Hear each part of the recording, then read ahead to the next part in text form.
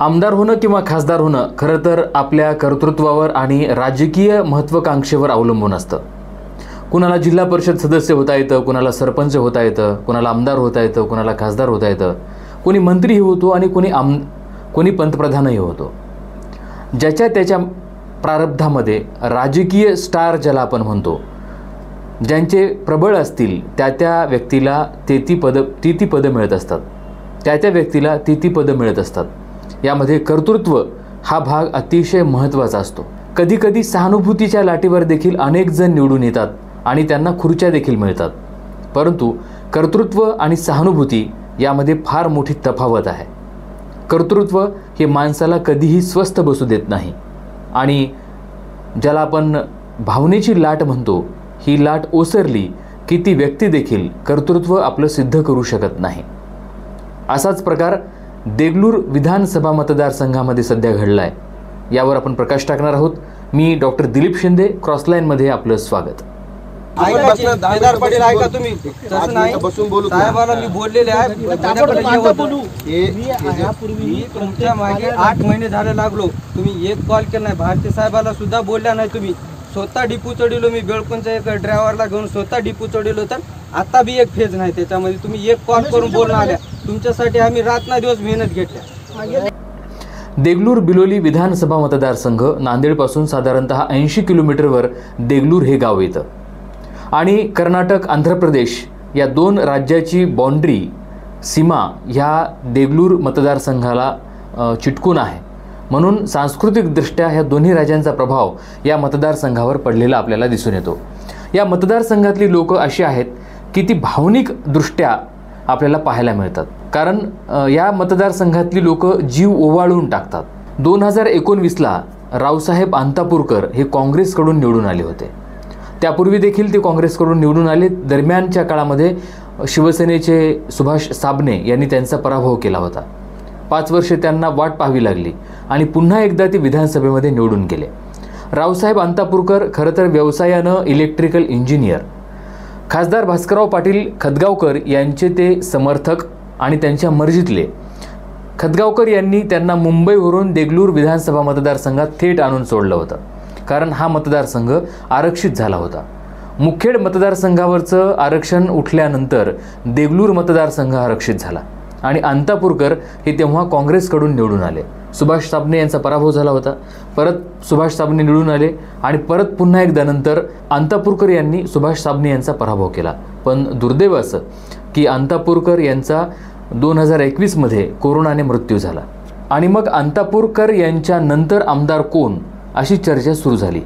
आपल्याकडे राजकारणामध्ये भावनेला फार महत्त्व आहे आणि एखादा पदाधिकारी किंवा लोकप्रतिनिधी दुर्दैवानं निधन पावल्यानंतर शक्यतो त्यांच्या वारसातील सदस्याला पुन्हा निवडणुकीमध्ये उभं केलं जातं आणि बहुतांश ठिकाणी अपवाद वगळता हे वारस मोठ्या फरकाच्या मताधिक्याने निवडून येतात। झालं तसंच 2021च्या निवडणुकीमध्ये, पोटनिवडणुकीमध्ये रावसाहेब अंतापूरकर यांचे चिरंजीव जितेश अंतापूरकर यांनी सुभाष साबणे यांचा सुमारे 41,000 मतांनी पराभव केला होता। सुभाष साबणे हे तेव्हा शिवसेनेतून भाजपमध्ये आले होते, त्यांची बंडखोरी त्यांना भोवलीच, पण भावनेची लाट ज्याला आपण म्हणतो ती लाट अंतापूरकर यांच्या बाजूने होती आणि तेव्हा सुभाष साबणे यांचा पराभव 41,000 मतांनी जितेश अंतापूरकर यांनी केला होता। मी या मतदारसंघामध्ये जवळून बघितलंय की भावनेची लाट असावी किती, तर मतदान करायला येताना त्या गावातील लोकांनी बँड वाजवत मतदानाची प्रक्रिया पार पाडली होती। म्हणजे अंतापूरकर यांना उघड समर्थन त्या गावातील लोकांनी दिलं होतं। रावसाहेब अंतापूरकर यांच्यानंतर जितेश अंतापूरकर यांना त्या मतदारसंघातील लोकांनी वारसा सोपवला होता। पण मी जसं सुरुवातीला म्हणालो की कर्तृत्व आपलं नसेल आणि भावनेच्या ओघात आपण जर निवडून येऊ तर आपल्याला पुढे चालून कर्तृत्व सिद्ध करावं लागतं। पण दुर्दैवानं देगलूर विधानसभा मतदारसंघामध्ये जितेश अंतापूरकर यांना आपलं कर्तृत्व सिद्ध करता आलं नाही।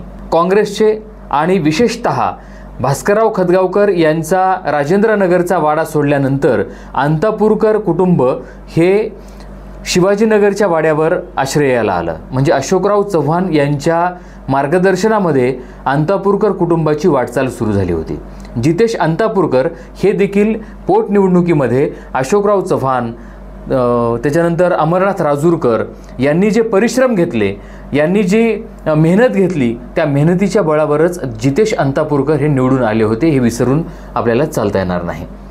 आणि मग जितेश अंतापूरकर यांच्याबद्दल आत्ता चर्चा का करावी, तर लोकसभा मतदारसंघाची निवडणूक सुरू असताना नांदेडमध्ये अतिशय विचित्र वातावरण राजकारणाचं झालेलं आहे. काँग्रेसमधून अशोकराव चव्हाणांनी भाजपमध्ये प्रवेश केला आणि काँग्रेस म्हणावी तशी स्ट्रॉंग राहिली नाही, मजबूत राहिली नाही. दुसऱ्या फळीतला नेता काँग्रेसमध्ये नसल्यामुळं मग ह्या काँग्रेसचा गाडा हाकावा कोणी असा प्रश्न पडला. पण तरीही अशा परिस्थितीमध्ये नायगाव विधानसभा मतदारसंघाचं नेतृत्व करणारे वसंतराव चव्हाण यांनी हे आव्हान पेललं. काँग्रेसची उमेदवारी त्यांना मिळाली आणि नांदेड लोकसभा मतदारसंघामध्ये जनभावना जी आहे ती काँग्रेसच्या बाजूने आपल्याला दिसू लागली. अशोकराव चव्हाणांचा पक्षप्रवेश, त्यांनी भाजपची घेतलेली बाजू आणि मराठा आरक्षण, अशा परिस्थितीमध्ये काँग्रेसला ग्रामीण भागामधून वाढतं समर्थन दिसत आहे. अशोकराव चव्हाणांचे जे समर्थक आहेत ते समर्थक काँग्रेसच्या बाजूने असतील का असाही प्रश्न सुरुवातीला उपस्थित केला गेला. परंतु आमदार मोहन हंबर्डे, त्याच्यानंतर माजी आमदार हनुमंतराव बेटमोगरेकर, माधवराव जवळगावकर यांनी मात्र काँग्रेसच्या बाजूने राहून ही काँग्रेसची खिंड लढवायला सुरुवात केली. हनुमंतराव बेटमोगरेकर हे माजी आमदार असतानाही त्यांनी जिल्हाध्यक्षपदाची धुरा सांभाळली. पण या उलट जे काँग्रेसच्या बळावर, जे काँग्रेसच्या पंजावर निवडून आले, भलेही अशोकराव चव्हाण यांच्या समर्थनामुळे ते निवडून आले असले तरी त्यांच्या मागे एक पक्षाचं चिन्ह होतं आणि हे पक्षाचे आमदार म्हणून ते आजही वावरतात. काँग्रेस पक्षाचे आमदार म्हणून ते मासिक मानधन घेतात. ते जितेश अंतापूरकर मात्र ह्या निवडणुकीपासून दूर राहिलेले आपल्याला पाहायला आढळतात. नव्हे, जितेश अंतापूरकर आहेत कुठे असा प्रश्न सामान्य जनतेला पडलेला आहे. ज्या बिलोली आणि देगलूर मतदारसंघामध्ये लोक जीव ओवाळून टाकतात जितेश अंतापूरकर यांच्यावर, ते जितेश अंतापूरकर मात्र लोकांच्या भावनेला लाथाडून स्वमग्न आहेत. काँग्रेसचे उमेदवार वसंतराव चव्हाण, अध्यक्ष हनुमंतराव बेटमोगरेकर हे स्वतः जितेश अंतापूरकर यांच्या निवासस्थानी जाऊन त्यांना प्रचार करण्याची विनंती त्यांनी केली होती. पण ते धड काँग्रेसमध्ये नाहीत आणि अशोकराव चव्हाणांचे समर्थक म्हणून त्यांनी अद्याप भाजपमध्ये देखील प्रवेश केलेला नाही.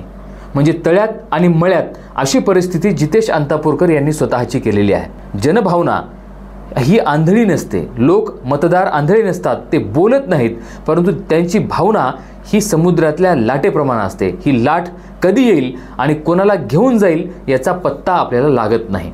सध्या नांदेड लोकसभा मतदारसंघामध्ये आपण बघत असाल तर जनभावनेच्या विरोधामध्ये लढत असताना भाजपची दमछाक होत आहे. भलेही निकाल काय लागतील ते आपल्याला कळेलच, परंतु असं असताना जनभावना काय असू शकते याची प्रचिती भाजपला आलेली आहे.